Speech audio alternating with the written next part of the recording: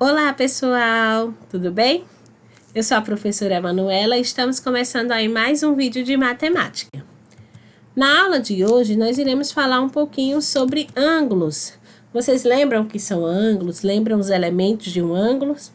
Se não, preste atenção nessa aula para lembrar tudo, porque a gente vai precisar desses conhecimentos nas nossas aulas posteriores. Então, começando aí, nós temos aqui no slide a representação de um ângulo. Então, veja que eu tenho o ponto de encontro, né? Dessas duas segmentos de retas. E esses pontos de encontro esse ponto de encontro é o que a gente chama de vértice. Tá? Aqui eu tenho o vértice K, que é o ponto de encontro das retas, e nós temos os segmentos de retas que formam este ângulo. Que segmentos são esses? A gente tem o segmento KJ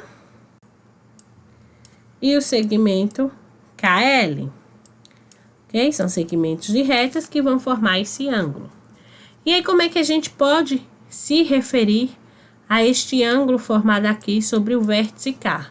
Então, a gente pode chamar de K com acento circunflexo, ou a gente pode estar fazendo a indicação das segmentos de retas que formam esse ângulo, né? Então, a gente pode indicar ele assim, ó, J, K, L, colocando o acento circunflexo aqui no K, porque é o ponto de encontro, é onde o ângulo se forma.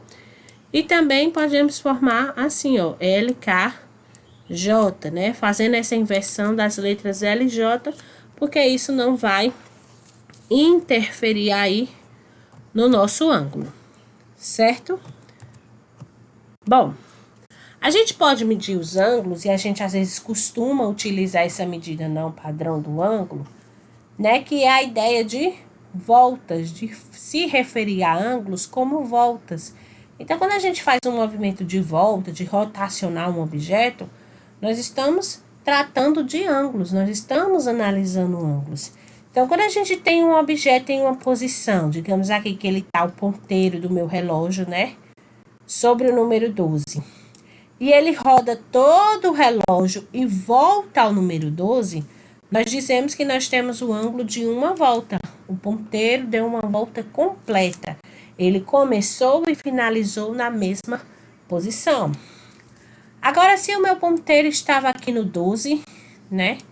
E ele dá esta volta aqui, ó, e finaliza na posição inversa, contrária à posição inicial dele.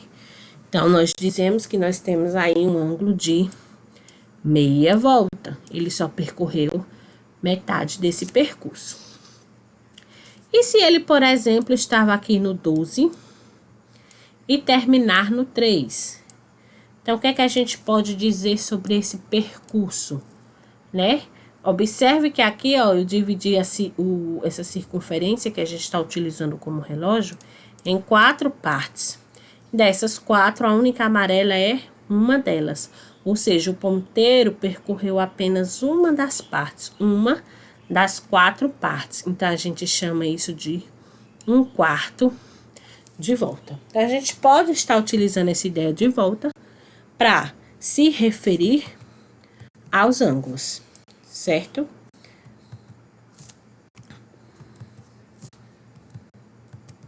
Bom, mas, normalmente, em matemática e por questões de cálculos, a gente mede o ângulo aí em graus.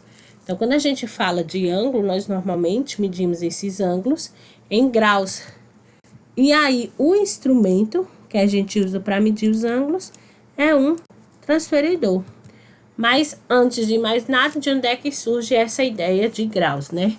A gente considera uma volta completa, como a gente viu no slide anterior, né? A gente percebe que uma volta completa, um ângulo de uma volta completa, ele é como se fosse uma circunferência, né? E aí foi percebido que uma circunferência, ela tem 360 graus. Então, quando eu tenho um ângulo de uma volta, né? Eu tenho aí 360 graus. Quando eu tenho um ângulo de meia volta, eu tenho um ângulo de 180 graus. Então, existe uma relação entre essa volta e ângulos, né? E aí a gente pode ter entre os ângulos várias medidas. E de acordo com essas medidas, nós podemos ter alguns nomes específicos. Então, por exemplo, quando eu tenho um ângulo aqui que mede 90 graus, veja que o ângulo de 90 graus é o que a gente chamou aqui, ó, de 1/4 de volta. Então, esse ângulo de 90 graus, ele também é chamado de ângulo reto, ok?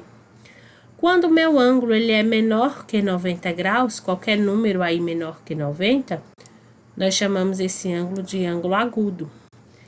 E se ele for maior que 90, mas menor que 180, nós chamamos de obtuso.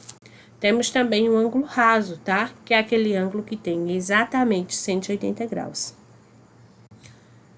Né? E um instrumento que a gente utiliza para estar fazendo a medida dos ângulos é o transferidor.